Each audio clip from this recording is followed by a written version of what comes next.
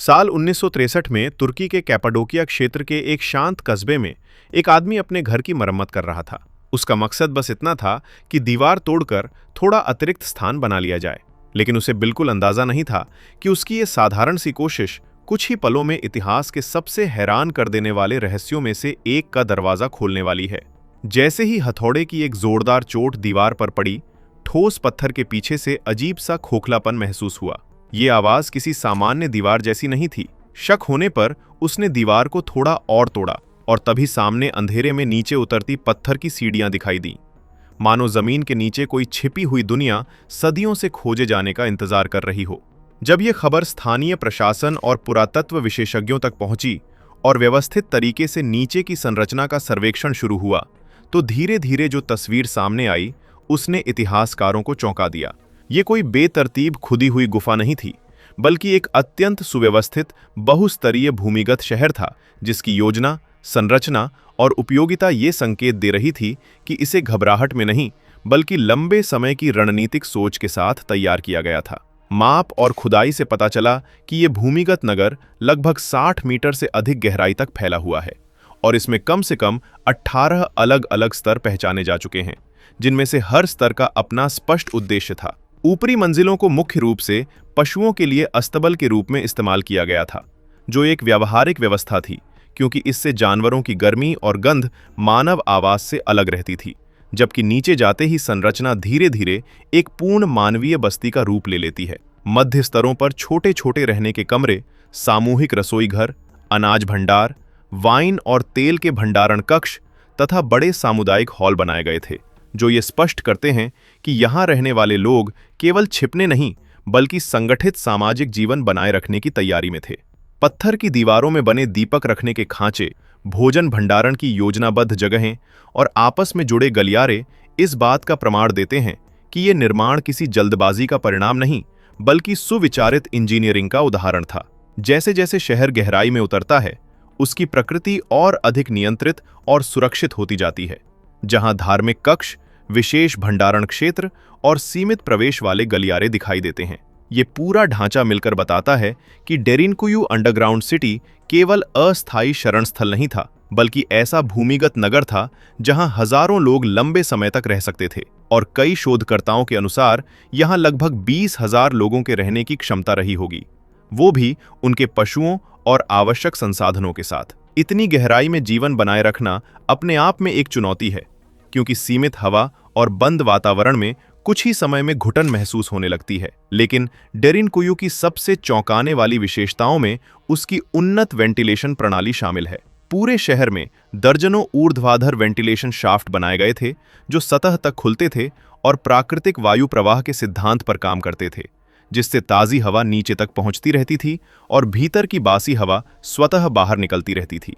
पानी की व्यवस्था भी उतनी ही रणनीतिक थी, क्योंकि यहाँ कई गहरे कुएं बनाए गए थे जो सीधे भूमिगत जल स्रोतों से जुड़े थे। और महत्वपूर्ण बात यह थी कि इनमें से कई कुओं का सतह से सीधा संपर्क नहीं था। मतलब साफ था कि ऊपर मौजूद दुश्मन नीचे रहने वालों के पानी तक पहुंच ही नहीं सकता था, इसलिए उनकी जल आपूर्ति हर हाल में सुरक्षित रहती थी।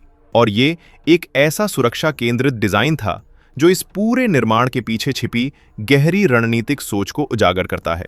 इस शहर की सुरक्षा व्यवस्था इसे और भी रहस्यमय और प्रभावशाली बनाती है, क्योंकि मुख्य सुरंगों पर लगाए गए विशाल गोल पत्थर के दरवाजे किसी साधारण दरवाजे की तरह नहीं थे।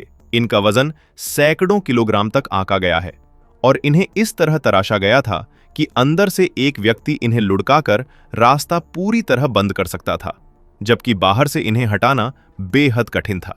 संकीर्ण, घुमावदार गलियारों और बहुस्तरीय मार्गों के साथ मिलकर ये व्यवस्था किसी भी घुसपैठिए के लिए इस भूमिगत शहर को एक जटिल, रक्षात्मक भूल भुलैया बना देती थी। डेरिनकुयू अंडरग्राउंड सिटी की इस अद्भुत संरचना को समझने के लिए कैपाडोसिया की भूवैज्ञानिक प्रकृति को समझना भी जरूरी है। पूरा क्षेत्र ज्वालामुखीय राख से बने टफ पत्थर से बना है, जो अपेक्षाकृत नरम होने के कारण प्राचीन औजारों से आसानी से काटा जा सकता था, लेकिन हवा और समय के संपर्क में आने पर यह काफी मजबूत हो जाता है। यही प्राकृतिक गुण ये स्पष्ट करता है कि आधुनिक मशीनों के बिना भी इतनी विशाल भूमिगत संरचना बनाना संभव हुआ। फिर भी सबसे बड़ा प्रश्न अभी भी बाकी है, क्योंकि इतनी परिष्कृत योजना, इतनी गहराई और इतनी व्यापक सुरक्षा व्यवस्था बिना किसी बड़े खतरे या स्थायी भय के नहीं बनाई जाती। आखिर किस खतरे ने इंसानों को सूरज की रोशनी छोड़कर जमीन के नीचे पूरी दुनिया बसाने पर मजबूर किया? इस शहर की शुरुआत वास्तव में किस सभ्यता ने की और क्यों सदियों तक ये भूमिगत महानगर मानव स्मृति से लगभग गायब रहा? क्योंकि देरिनकुयू सिर्फ पत्थरों में तराशी गई जगह नहीं है, ये मानव अस्तित्व की उस कहानी का हिस्सा है जहां जीवित रहने की इच्छा ने इंजीनियरिंग, रणनीति और साहस तीनों को एक साथ जन्म दिया। जैसे जैसे पुरातत्वविदों और इतिहासकारों ने इस रहस्यमयी भूमिगत दुनिया की परतें खोलनी शुरू की, वैसे वैसे एक ऐसी कहानी सामने आने लगी जिसने प्राचीन मानव बुद्धिमत्ता की सीमाओं को ही चुनौती दे दी। क्योंकि ये केवल जमीन के नीचे खोदी गई सुरंगों का जाल नहीं था, बल्कि ये था एक पूरी तरह योजनाबद्ध बहुस्तरीय भूमिगत नगर, जिसे इस तरह डिजाइन किया गया था कि हजारों लोग लंबे समय तक बिना सतह पर आए यहां सुरक्षित रह सकें और अपना सामान्य जीवन भी जारी रख सकें। आज जो चीज सबसे ज्यादा चौंकाती है वो है इस शहर की इंजीनियरिंग। लगभग 85 मीटर गहराई तक उतरती इसकी मंजिलें केवल नीचे जाने के लिए नहीं थीं, बल्कि हर स्तर का अपना अलग उद्देश्य था। मानो किसी आधुनिक अपार्टमेंट कॉम्प्लेक्स की तरह यहां भी रहने, खाने, काम करने और पूजा करने के लिए अलग अलग क्षेत्र सावधानी से बनाए गए हों। इस शहर की सबसे अद्भुत विशेषताओं में से एक थी इसकी सुरक्षा प्रणाली, क्योंकि प्रवेश मार्ग इतने संकरे बनाए गए थे कि दुश्मन की बड़ी सेना एक साथ अंदर घुसी नहीं सकती थी, और अगर खतरा और बढ़ जाए तो विशाल गोल पत्थर के दरवाजे, जिनका वजन कई टन तक होता था, कुछ ही पलों में पूरे रास्ते को बंद कर देते थे, जिससे अंदर छिपे लोग पूरी तरह सुरक्षित हो जाते थे। सोचकर ही हैरानी होती है कि सदियों पहले बिना आधुनिक मशीनों, बिना बिजली और बिना कंप्यूटर डिजाइन के इंसानों ने इतनी सटीक और रणनीतिक संरचना कैसे तैयार कर ली होगी। क्योंकि ये केवल ताकत का नहीं, बल्कि असाधारण योजना, गणना और सामूहिक श्रम का परिणाम था। लेकिन सुरक्षा ही इस भूमिगत शहर की एकमात्र ताकत नहीं थी। असली कमाल था इसका जीवन समर्थन तंत्र, क्योंकि इतने गहरे और बंद वातावरण में सबसे बड़ी चुनौती होती है हवा, पानी और भोजन की निरंतर उपलब्धता। इसी जरूरत को ध्यान में रखते हुए यहां बनाए गए थे दर्जनों वेंटिलेशन शाफ्ट, जो सतह से ताजी हवा को कई स्तर नीचे तक पहुंचाते थे। और आश्चर्य की बात यह है कि इन शाफ्टों का डिजाइन इतना प्रभावी था कि आज भी विशेषज्ञ उनकी कार्यक्षमता को देखकर दंग रह जाते हैं। कुछ मुख्य शाफ्ट इतने चौड़े थे कि वो केवल हवा के लिए ही नहीं, बल्कि आपातकालीन रास्ते के रूप में भी इस्तेमाल किए जा सकते थे, जिससे ये साफ होता है कि निर्माताओं ने हर संभावित खतरे के बारे में पहले ही सोच रखा था। पानी की व्यवस्था भी उतनी ही प्रभावशाली थी। भूमिगत कुओं को इस तरह बनाया गया था कि उनका संपर्क सीधे सतह से नियंत्रित रहे, ताकि अगर ऊपर दुश्मन कब्जा कर ले तो भी नीचे छिपे लोगों की जल आपूर्ति सुरक्षित बनी रहे। अनाज भंडारों को ठंडे और सूखे हिस्सों में रखा गया था, ताकि भोजन लंबे समय तक खराब ना हो, और रसोई क्षेत्रों को वेंटिलेशन के पास रखा गया था, ताकि धुआं जमा ना हो। अस्तबलों की मौजूदगी ये बताती है कि लोग अपने जानवरों को भी साथ लेकर नीचे आते थे, जो इस पूरे सिस्टम को केवल शरण स्थल नहीं, बल्कि एक अस्थायी लेकिन पूर्ण शहर बना देता है। इतिहासकारों के अनुसार इस भूमिगत शहर का सबसे ज्यादा उपयोग बिजंटीन एरा के दौरान हुआ, जब पूर्वी रोमन साम्राज्य के तहत ये क्षेत्र लगातार आक्रमणों और अस्थिरता के खतरे में था। उस समय स्थानीय समुदायों के लिए जमीन के नीचे छिप जाना केवल एक विकल्प नहीं, बल्कि जीवित रहने की रणनीति बन चुका था। कल्पना कीजिए उस पल की जब सतह पर खतरे की खबर फैलती होगी।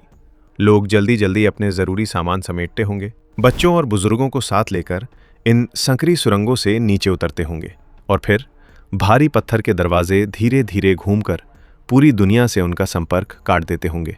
ऊपर युद्ध, लूटपाट और अराजकता, और नीचे एक अंधेरी लेकिन सुरक्षित दुनिया जहां जीवन चुपचाप चलता रहता था।